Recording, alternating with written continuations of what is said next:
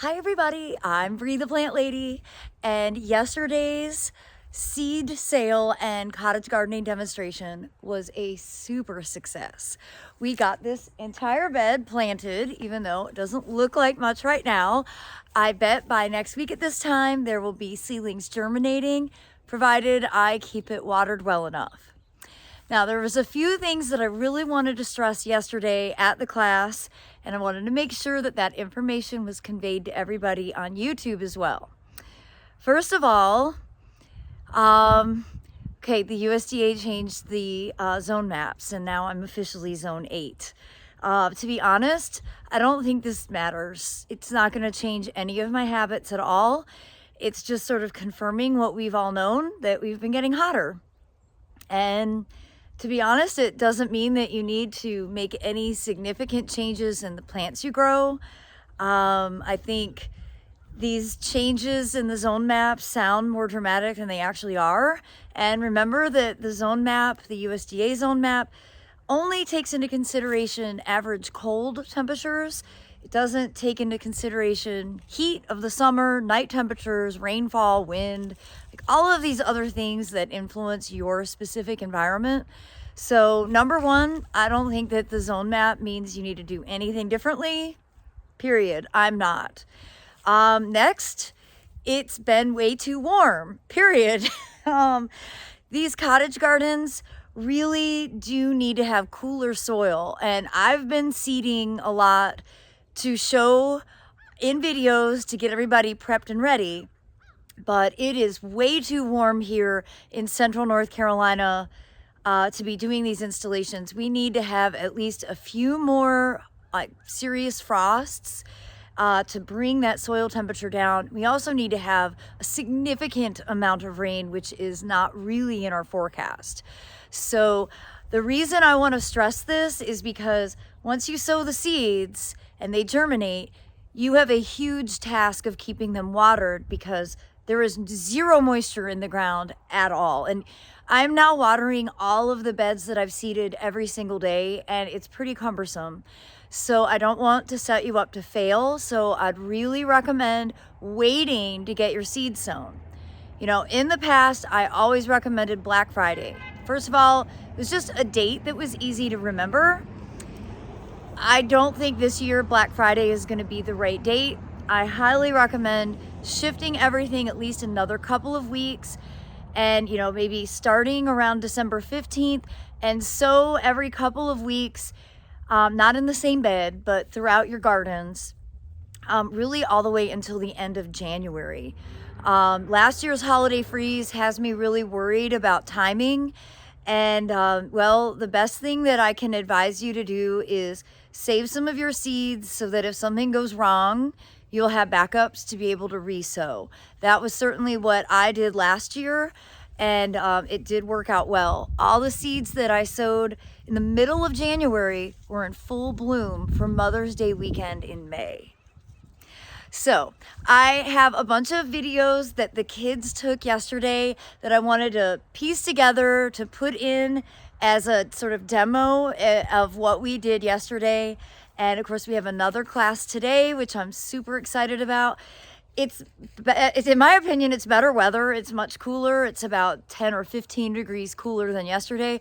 So it actually feels like you want to be out in the garden. And well, I'm just super excited to get to welcome people again to the garden and teach this technique. But remember, the soil is too warm, the soil is too dry, and the zone map change doesn't really mean anything.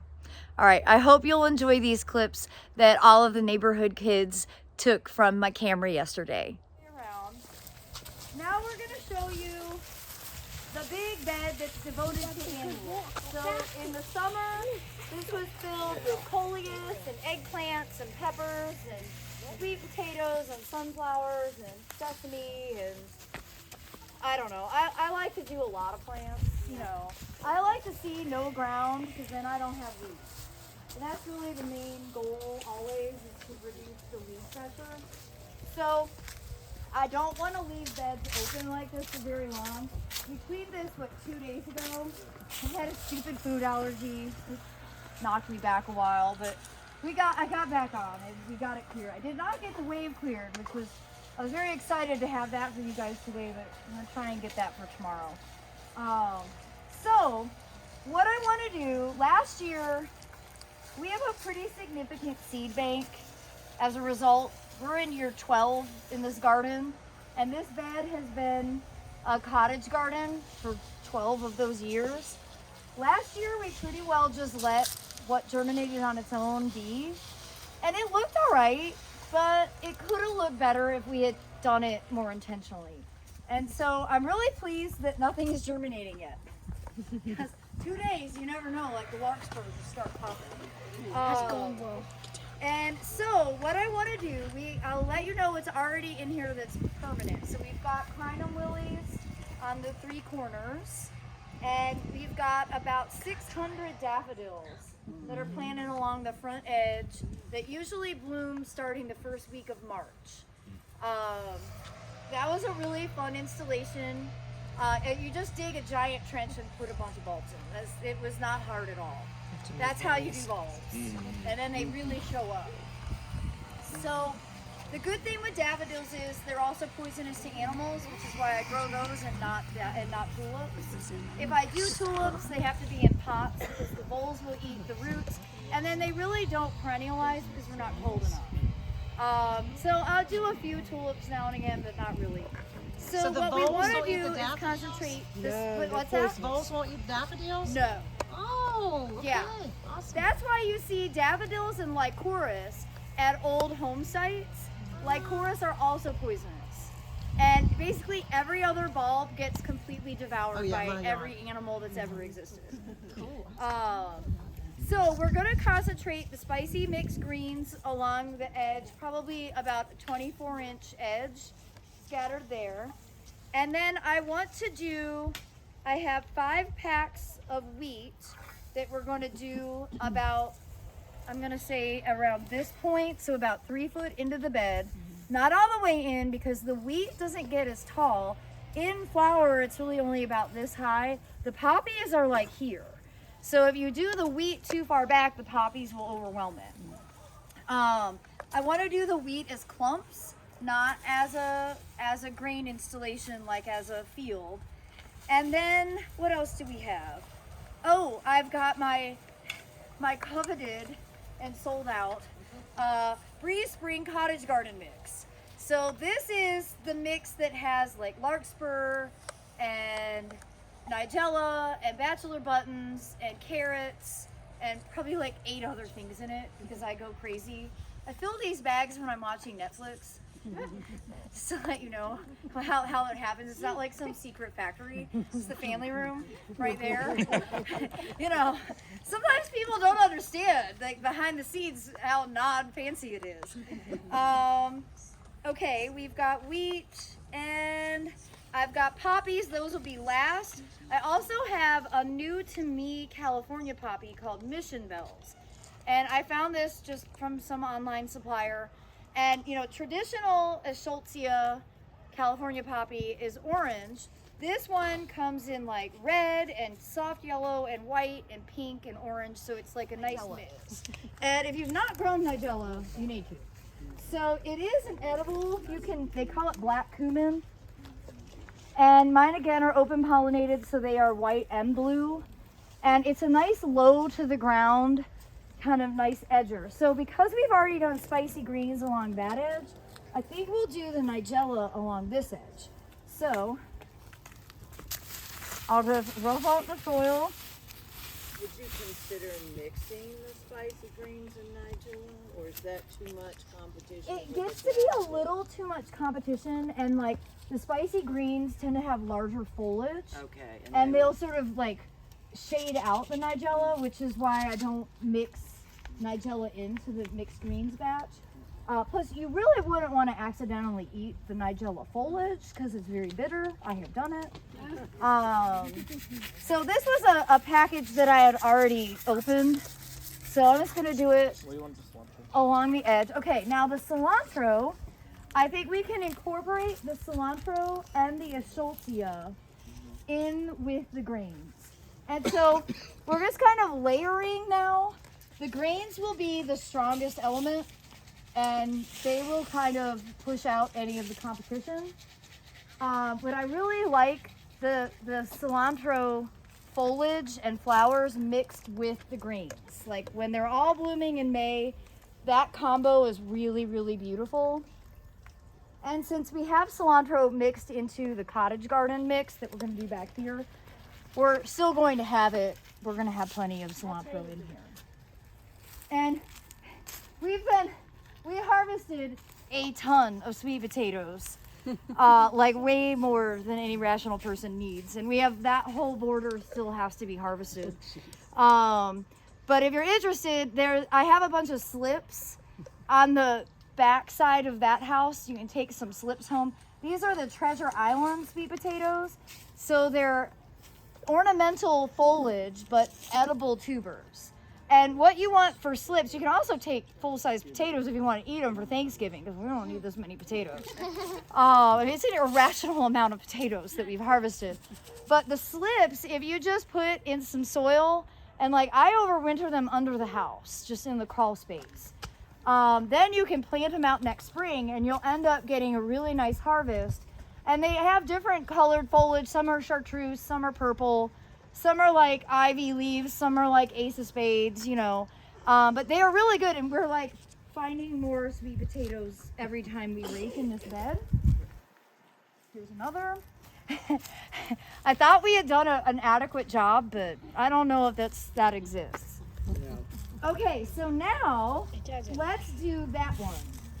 All right, so this is the... Yes, and here, will you take those? All right, so this is the cottage garden mix. And now one of the questions that people rightfully ask is like, shouldn't I wait until the leaves fall? Yes, actually, that would be the very best advice. And that would also mean that you would be waiting. Because it's, for the poppies, you don't want all the leaves to come down and shade out the seedlings. You can see this, this is a weeping hackberry. It's just now finally starting to drop its leaves.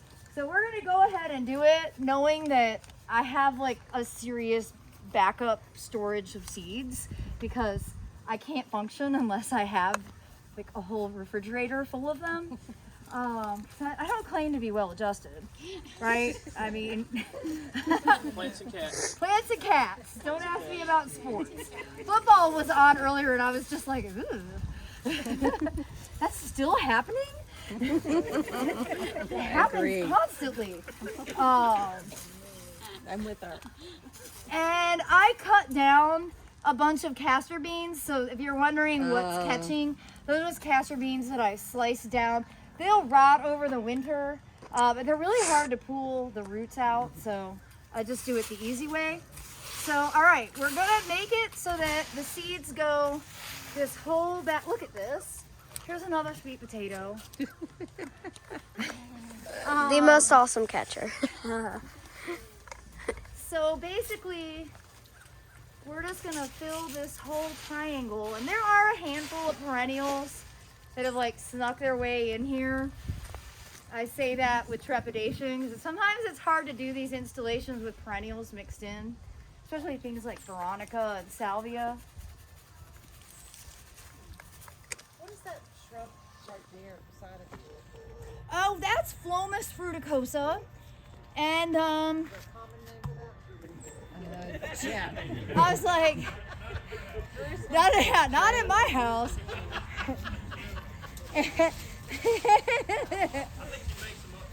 I swear, I'm not tricky enough to make them up. Okay, so you generally see where it is, right? Yeah. Okay. And then I'm gonna do one final rake over once Aiden's got all these seeds sown, and then that's it. Then you're not allowed to do any more raking.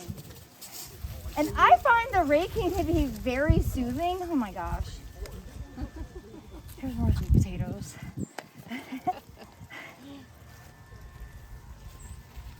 If they're warm enough that they would come back, yeah.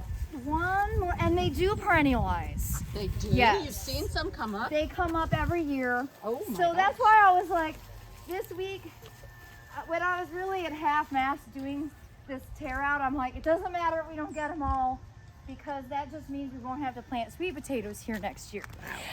And we didn't really dig. Aiden dug one area and found like 20. You know, we were like, oh my God. If we were using a shovel in all the spots where they were growing, we would really have gotten a lot more. Okay, so. Do you have trouble with deer eating those? Eating sweet potatoes? I do. Yes. That's why I. They eat the foliage. Rabbits will eat them too. And so it's not up so much now, but that whole border was all sweet potatoes. And we put up the cattle fence panels to prevent them from getting them when they were little. And then once they were well established, it kind of didn't matter if they ate them because the plants were big enough to make it through. Okay, so now, oh, see, that's a dahlia stalk right there that's causing me raking problems. Now we have the poppies. So let's do the California poppies in that range of behind the greens, where the grains are. Some of these words sound very much alike, and when we used to be like, oh, we're growing wheat in the front yard, everybody thought we were growing weed in the front yard, you know. Yeah, exactly. You know, it's like, well, we're not that progressive in North Carolina, but maybe one day. So, and then I guess I can take, because I don't need to be I in have here the with a corn rake poppies and the anymore. regular poppies as well. What's that? I have all the Oh, poppies. you have these? Okay, cool. So you have the Reese and the regular? Yeah. All right, cool. All right, so, thank you. All right, so the corn poppies, also not as tall as the cottage garden mix and the pepper somniferum. So similar to like what Aiden's doing, I'm gonna go ahead and bowl these out. And you can see how small the seeds are. So that's why they really need to be surface sown. I feel like I look so cool with my fake tattoo, you know. Yeah. All right, so I'm gonna bowl these out here. Sorry. And I mean, you can see we're doing a lot of square footage. I don't think many people devote this much space to cottage gardens. I mean, I'm trying. I probably would be a terrible bowler, but Looked you like know. a strike to me. The key is to just get it so the seeds are scattered well enough that you don't have to worry. And I only used a portion of that bag. There's lots of seed left. And then this back section, you see the Poppies somniferum are even smaller. And that again is why they have to be surface sown, because they're not big seeds. So take it like this. And that handful was more than necessary. And again, I still have a lot of seeds left in this package. How many beds can you do with one package of Breeze poppies? Like an entire yard. All right, so now you're not allowed to walk in it. Well, and as always, thank you so much for watching. Thank you for your support and interest. And I look forward to sharing more updates as all of these seeds germinate.